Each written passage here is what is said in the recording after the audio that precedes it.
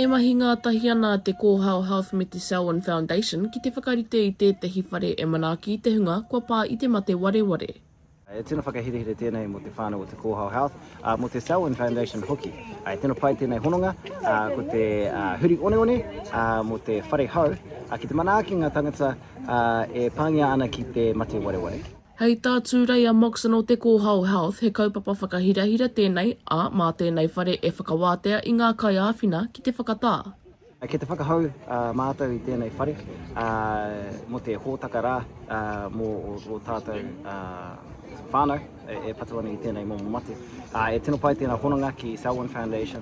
Well, this is a centre for our whānau who have mate Wareware.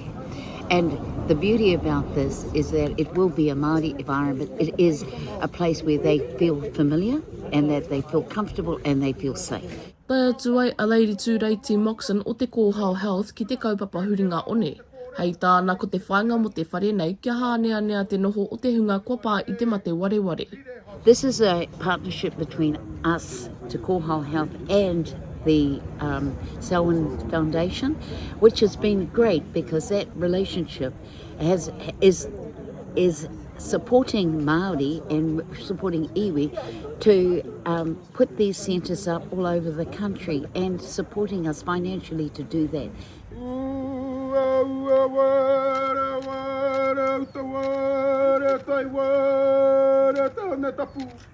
Kahura tangata uta me tū, ragi atu ki tangata tai kahura tangata tai me tū, ragi atu ki tangata uta whera huki rā.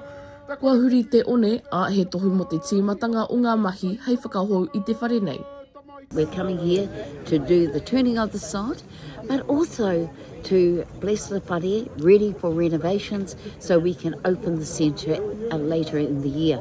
Ka tae tātou ki te āwhina te hapuri Māori i enei, ki te mahi ngā mahi Māori, ngā waiata, ngā kapahaka, ngā mahi ārenga, ngā mahi rakuraku, ngā mahi tikanga i roto i tō tātou mahi.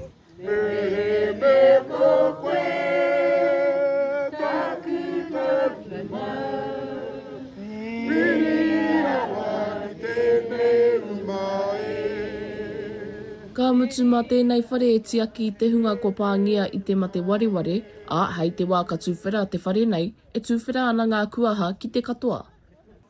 Macie Kuki, Aukaha.